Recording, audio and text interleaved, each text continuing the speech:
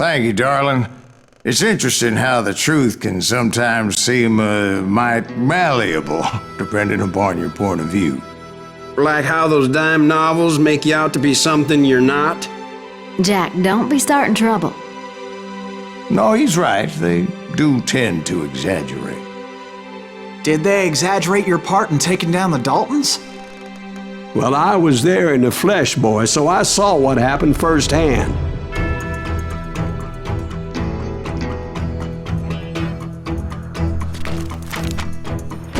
Those Daltons were lawmen once, before they all went bad, robbing banks and trains clear across the territory.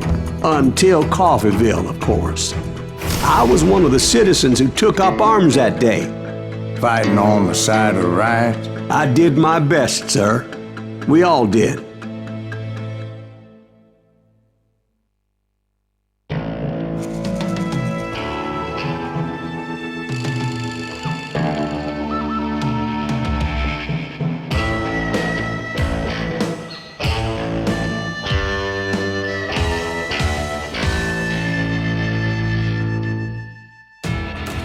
It was early morning.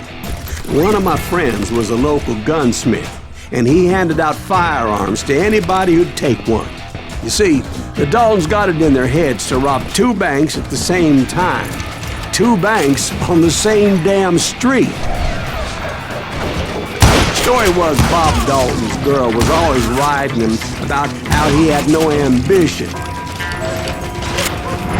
Well, the locals recognized the Daltons right off.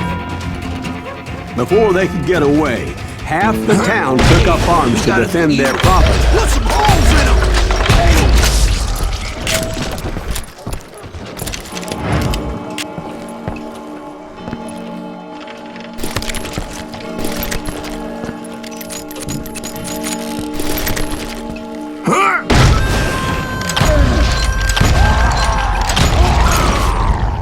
The brothers paid dearly for their stupidity, but everybody knows they had it coming. There's more to it than that.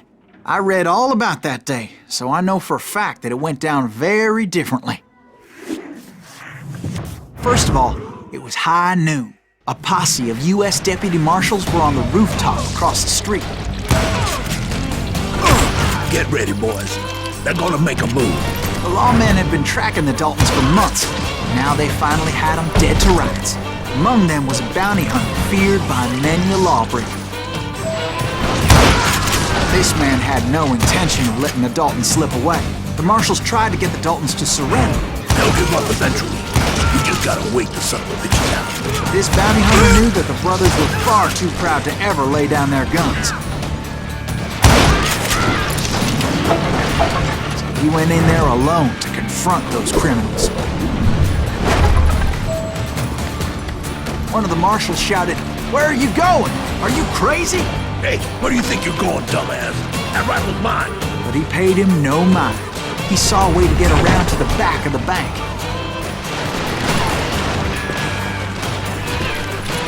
Then he figured out how to hit the Daltons from a direction they weren't expecting.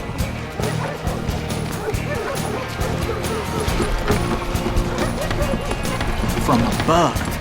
Fortunately, a water tower was right there. A moment later, he was climbing up a steep ladder, laughing at danger as he did.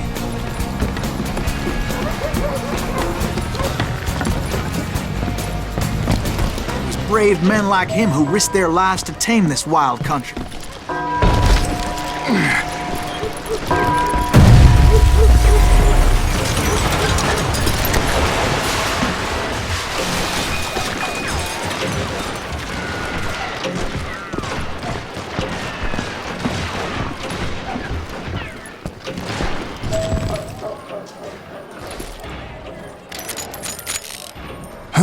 We've got company.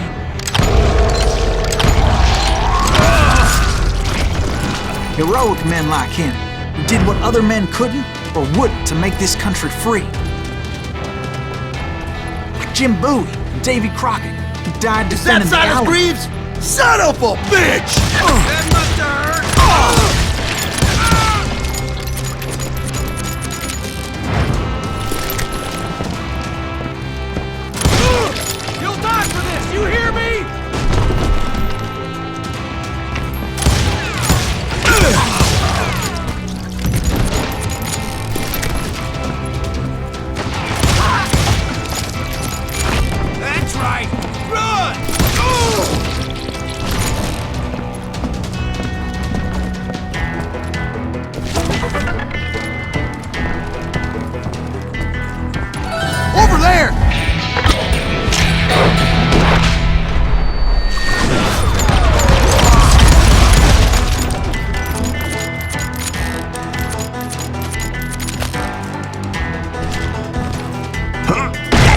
Greaves! What the hell? Blam! Blam! He came away victorious, taking down those thieving Daltons.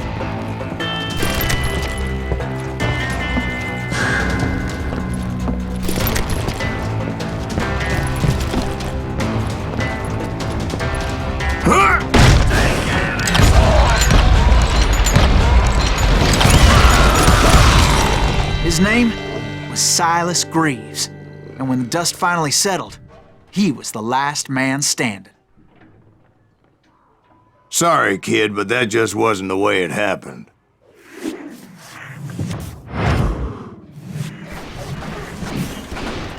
It was early evening, not high noon.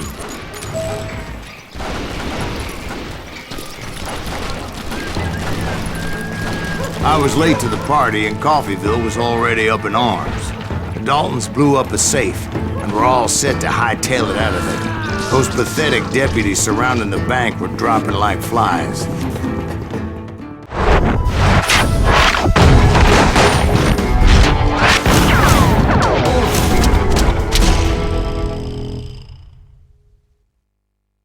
I had been tracking those jokers for months, waiting for them to do something reckless.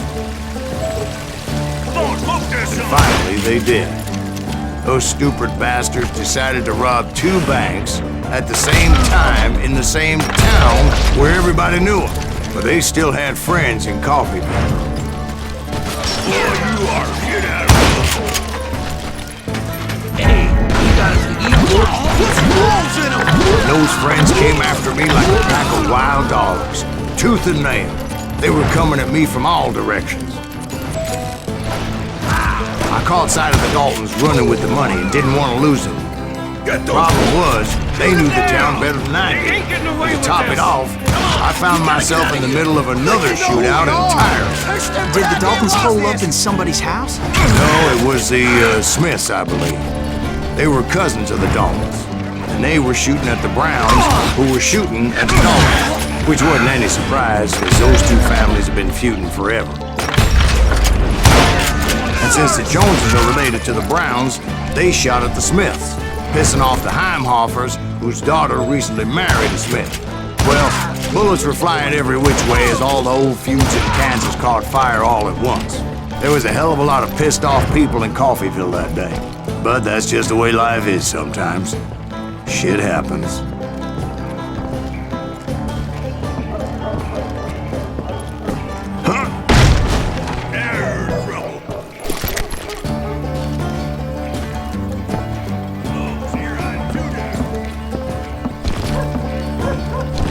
You can't get me.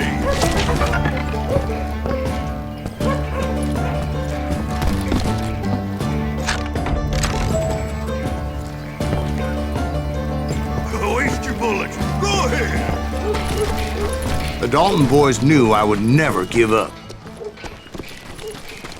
Those Daltons weren't the sharpest knives in the drawer, but they always stood together. They set a trap to slow me down and allow at least 2 of them to escape. The 3rd brother stayed behind to plant me, just in case that trap of theirs didn't work.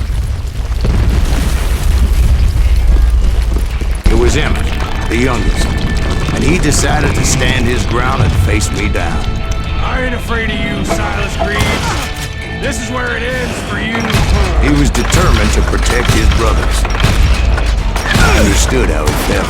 Taking me on all by his lonesome wasn't exactly a recipe for a long life.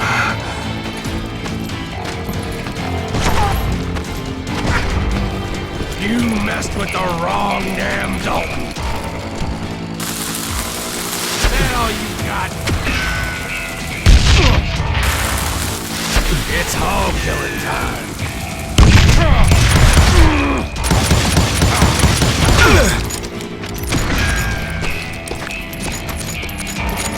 Gonna beat you like a red-headed stepchild.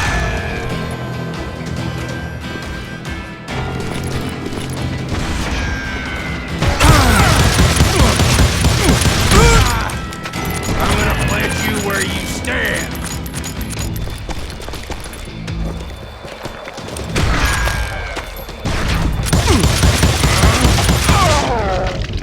But Emmett Dalton survived the robbery in Coffeyville. He's the only Dalton who did. They say he was shot 23 times. Well, Dwight, who do you think put all those damn holes in him? But I have to admit, that boy had grit.